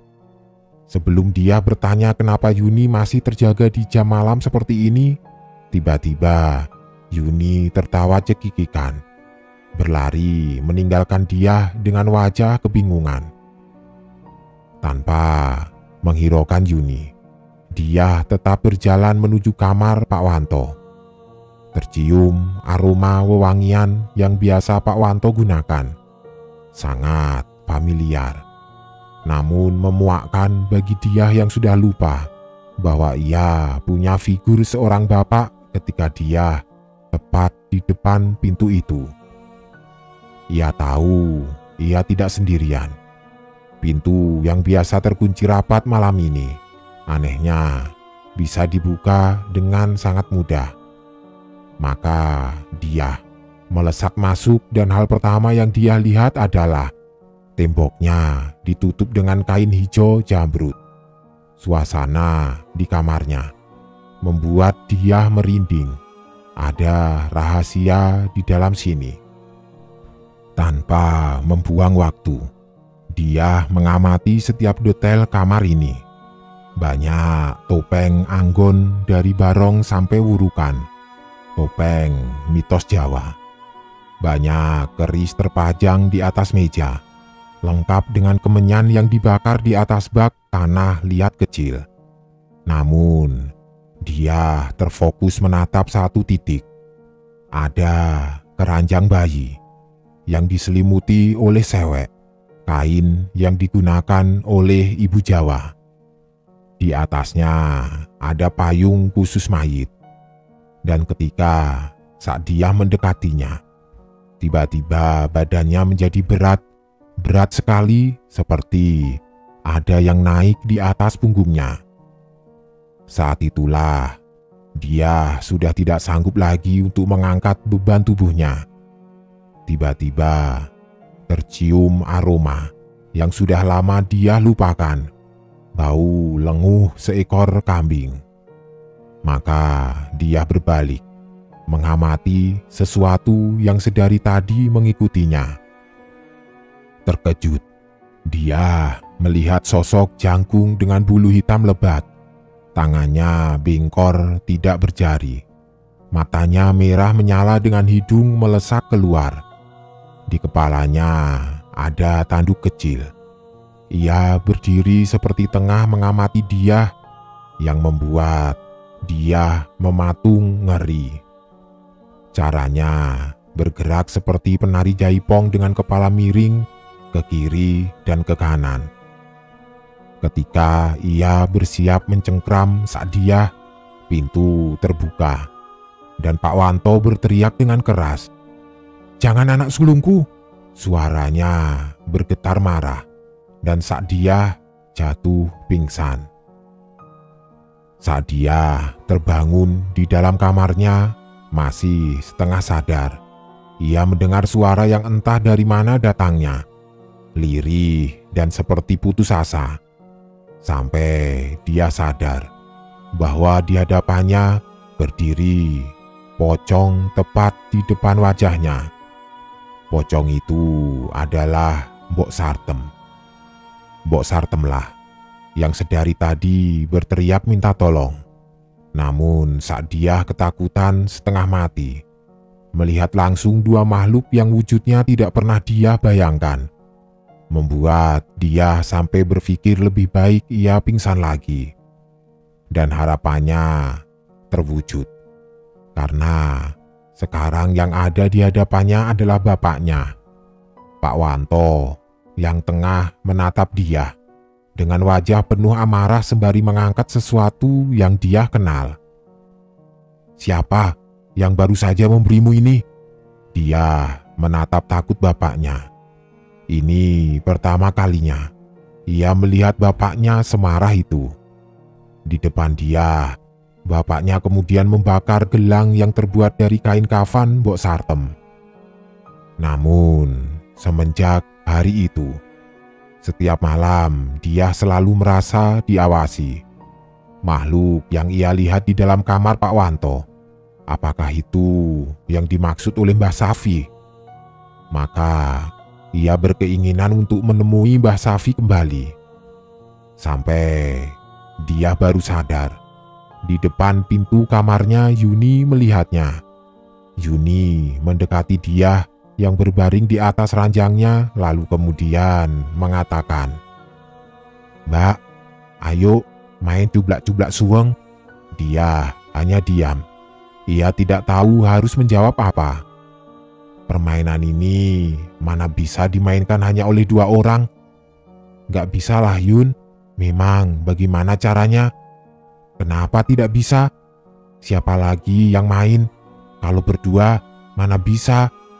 Itu, Yuni menunjuk Sa'diyah. Itu ada Atun sama Rina di samping Mbak. Maka malam itu ia menemani Yuni berpura-pura ikut bermain. Yang entah bagaimana caranya ia merasa Yuni seperti benar-benar merasa ada Atun dan Rina, dua adiknya yang sudah meninggal terlebih dahulu. Semenjak saat itu dia merasa semakin lama semua semakin aneh. Meski kain kafan yang diberi oleh Mbah Safi sudah dibakar oleh Pak Wanto, namun Sa'diyah masih merasa bahwa sesuatu tetap mengawasinya.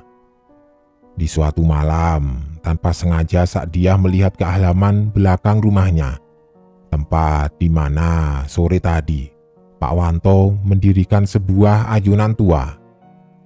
Ia melihat bapaknya, Pak Wanto, tampak berdiri sendirian, menyendiri menatap ayunan di depannya yang tengah bergerak-gerak, tanpa ada yang mendorongnya.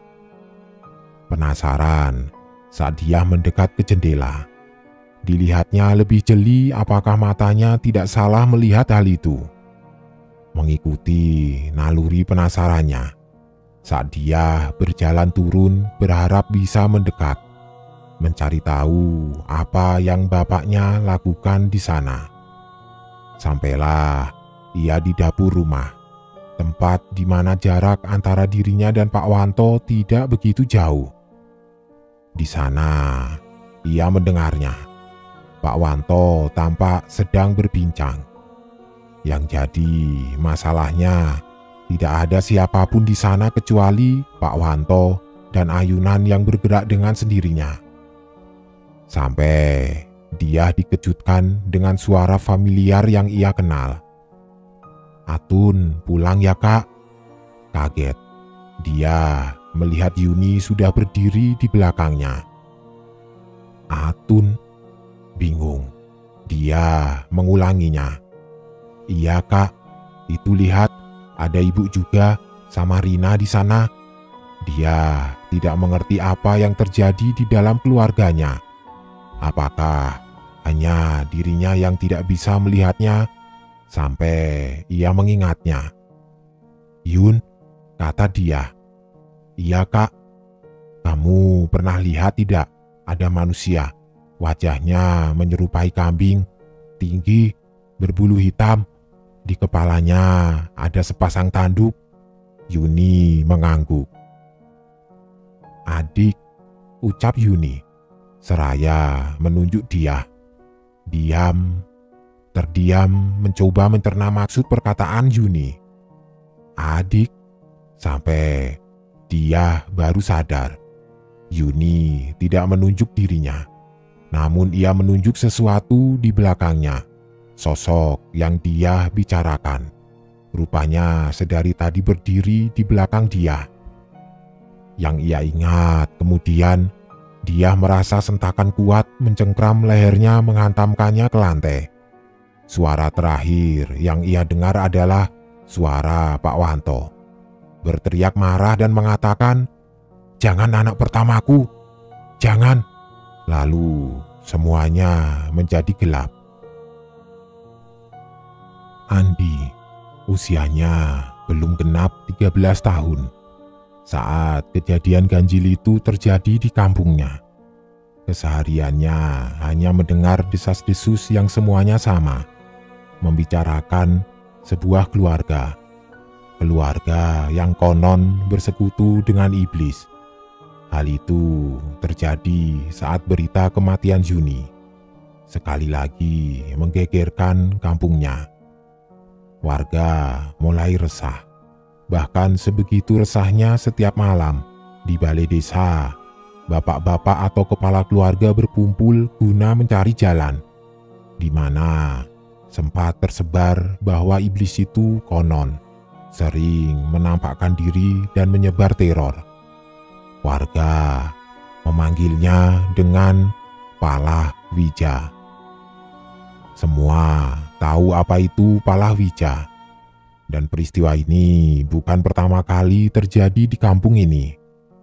Palahwija, atau yang berarti rupa kambing, biasanya hidup di sebuah keluarga, namun kehadirannya biasanya mendatangkan kekayaan, kemasyhuran. Hanya saja imbal balik dari semua itu adalah nyawa anak-anak keluarga yang memelihara Palahwija.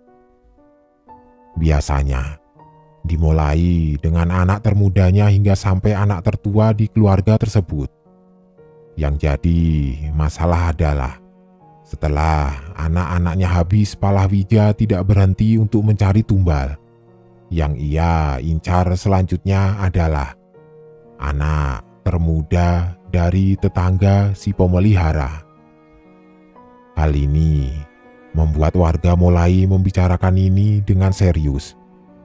Sebelumnya, tidak ada yang percaya dengan berita bahwa Pak Wanto memelihara Palahwija. Namun, serentetan kejadian yang terjadi, di mana anak-anak Pak Wanto yang meninggal secara tidak wajar, membuat warga mulai yakin. Andi yang sebegitu tertarik dengan ini mencari tahu kematian Yuni, di mana sebelumnya ia sampai koma selama 7 hari. Kejadiannya sendiri masih simpang siur. Ada yang mengatakan Yuni terjatuh dari anak tangga. Ada yang mengatakan Yuni terjatuh di kamar mandi hingga saraf di kepalanya rusak. Namun, satu hal yang Andi tahu adalah Yuni tidak pernah memejamkan matanya. Bahkan ketika ia meninggal, mayat Yuni tertidur di liang lahat dengan mata masih terbuka. Satu perubahan yang Andi sangat rasakan adalah perubahan kepada kakaknya, Dia. Dia yang terkenal ramah dan supel kepada tetangga. Lebih banyak murung dan bahkan batang hidungnya tidak lagi terlihat berjalan ke kampung-kampung. Kabar terakhir mengatakan dia tahu sesuatu. Depresi adalah gambaran yang tepat untuk menjelaskan kondisi dia. Setidaknya itu yang Andi dengar dari percakapan ibu dan bapaknya. Di tengah masalah yang entah tiada berujung ini, Andi mendengar sebuah kabar mengejutkan. Apalagi bila bukan kabar tentang meninggalnya seseorang. Dia Muninggar ditemukan tewas dengan kondisi kendat atau tergantung di dalam kamar di rumah besar miliknya. Sontak, berita itu tidak hanya menghebohkan warga kampung, namun membuat resah bahwa memang ada yang salah dengan keluarga Pak Wanto. Mengerikannya, kisah ini adalah Pak Wanto sama sekali tidak menunjukkan ekspresi sedih. Bahkan ada yang pernah melihat Pak Wanto tampak tersenyum melihat jasad anak yang seharusnya menjadi satu-satunya yang ia jaga, namun berakhir dengan kematian yang tragis. 4 kematian yang kesemuanya menyimpan teka-teki warga kampung, sehingga keyakinan warga untuk mengusir Pak Wanto tidak terbendung. Hanya saja warga masih diselimuti rasa ngeri, karena kabarnya Pak Wanto menunjukkan gelagat tidak takut sama sekali dengan sikap warga yang menolak keras-keras untuk hidup berdampingan dengan manusia yang menyekutukan Tuhan itu. Ada kejadian aneh yang mulai bermunculan. Salah satunya adalah konon setiap jam menunjukkan pukul 12 malam. Terkadang warga melihat seorang wanita melintas di jalanan kampung. Sosoknya menyerupai sosok yang familiar. Sakdiah. Itulah sosok yang sering dilihat warga. Yang menakutkan dari sosok yang menyerupai Sakdiah adalah cara berjalannya, yang seperti cara berjalan orang yang kewalahan menahan kepalanya. Seolah kepalanya akan jatuh sewaktu-waktu. Dan setiap didekati warga, sosok ini akan menghilang dan meninggalkan suara menangis. Setiap hari muncul cerita-cerita baru yang mengaku bahwa ia melihat Sakdiah berjalan di depan rumahnya. Terkadang Sakdiah berhenti di depan rumah, seperti memperingatkan. Puncaknya adalah di sebuah rumah di mana baru saja lahir bayi kecil, Sakdiah setiap malam datang ke sana. Sosok Sakdiah akan mengetuk pintu rumahnya. Dan bila dilihat dari jendelanya, wajah Sakdiah akan terlihat di depan rumah, berdiri sendirian di tengah kegelapan malam. Namun, ketika pintu dibuka, sosok itu lenyap entah kemana. Hal ini membuat warga yang bersangkutan ketakutan. Mbah Safilah yang pertama memperingatkan agar senantiasa menjaga bayi kecil itu, karena kemunculan Sakdiah bisa menjadi sebuah pertanda yang kemungkinan sangat buruk. Di malam yang entah keberapa, ibu dari bayi kecil itu tidak bisa tidur akibat bayi kecil di sampingnya terus terjaga dan menangis terus-menerus. Si bapak sedang keluar dan tidak ada di rumah. Bayi itu menangis, seolah ada sesuatu yang mengganggunya. Sampai terdengar ketukan. Ketukan itu membuat si ibu kebingungan. Tidaklah mungkin bertamu di rumah orang tengah malam seperti ini. Awalnya ia mengabaikan ketukan itu. Namun semakin lama, ketukan itu semakin keras.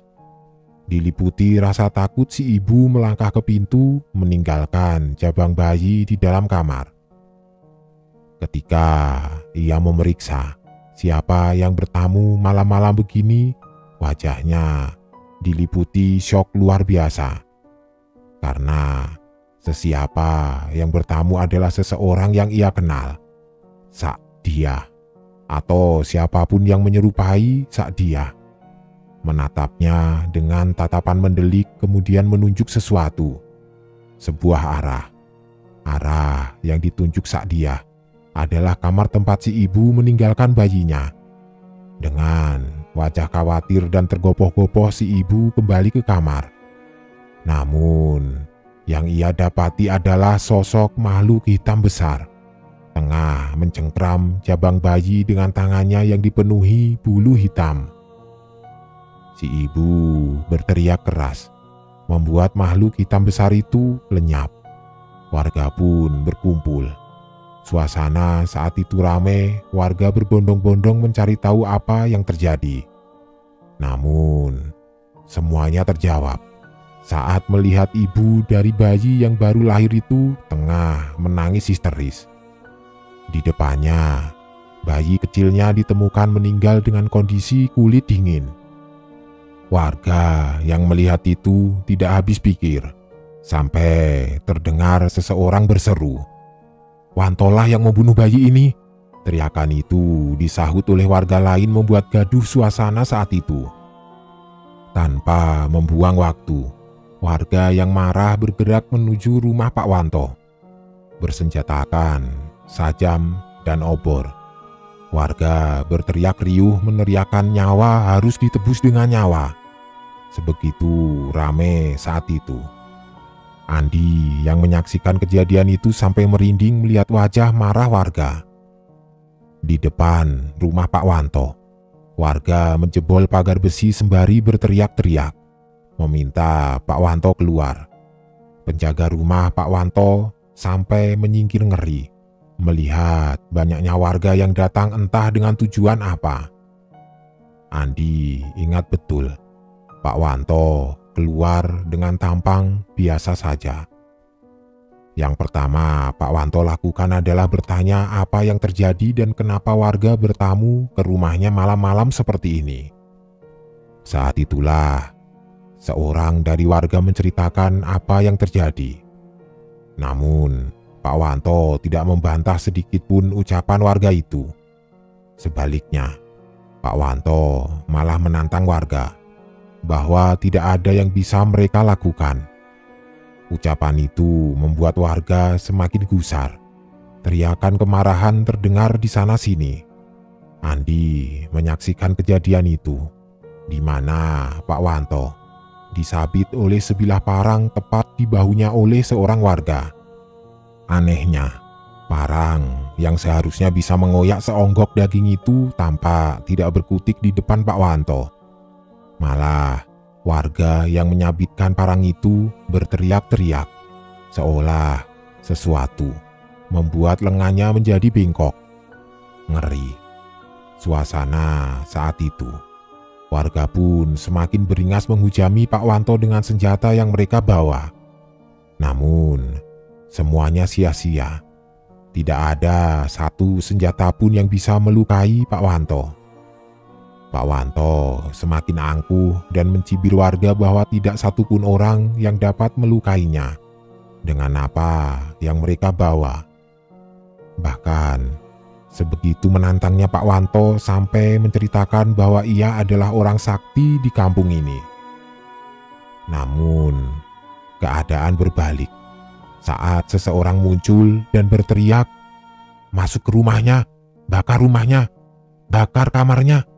Warga yang mendengar itu membabi buta melesat masuk dan membakar semuanya. Di sini wajah Pak Wanto yang awalnya terlihat jumawa tiba-tiba mulai panik. Ia melesat ikut masuk ke dalam rumah. Namun warga sudah membabi buta membakar rumah itu. Andi menyaksikan semua itu.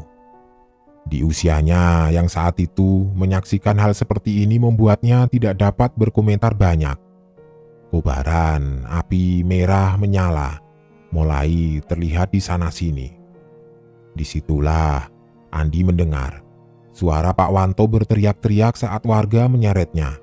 lalu mengguyurnya dengan minyak tanah. Kobaran api membakar Pak Wanto.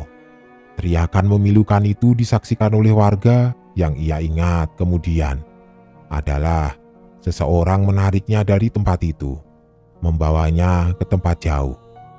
Namun satu hal yang tidak dapat ia lupakan, teriakan Pak Wanto yang terngiang-ngiang. Kejadian ini benar-benar menghebohkan. Kasus pembakaran ini sampai diliput media lokal. Andi ingat, sebegitu hebohnya sampai menjadi headline. Hanya saja headline yang ditulis diberi judul berbeda. Dukun cabul dibakar warga.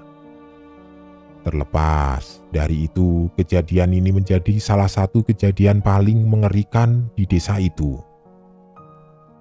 Begitulah cerita horor yang aku ceritakan kali ini. Seperti awal bagaimana cerita ini aku tulis.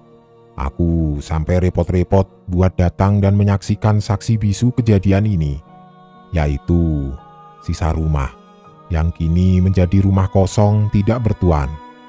Aku tidak bisa berkomentar banyak setiap kali melihat rumah itu. Namun, satu hal yang aku tidak akan lupakan. Di atas rumah itu, warga bercerita kadang ia masih melihat sosok wanita yang tengah mengintip di kamar lantai 2, yang diyakini adalah sosok Sakdia. Namun, yang masih Andi ceritakan dari peninggalan rumah ini adalah Pala Wijah, yang dulu kabarnya masih ada di atas tanah ini. Tanah yang tidak akan ada satupun orang waras mau tinggal di dalamnya. Untuk nama tokoh sendiri itu bukan nama aslinya, karena aku tidak mau menggunakan nama asli mereka. Meski cerita ini diambil dari kisah nyata mereka. Sampai saat ini, rumahnya masih berdiri meski sudah sangat mengenaskan. Di dekat rumahnya, sudah dibangun wahana wisata kolam renang. Jadi, wilayah itu lebih ramai. Meski begitu, suasana mencekam rumah ini masih terasa sangat kental. Jadi, malam ini, aku akhiri cerita bisikan iblis ini. Pesanku mungkin satu. Jangan pernah menyekutukan Tuhan, karena sesungguhnya bujuk rayu setan atau iblis nyata adanya.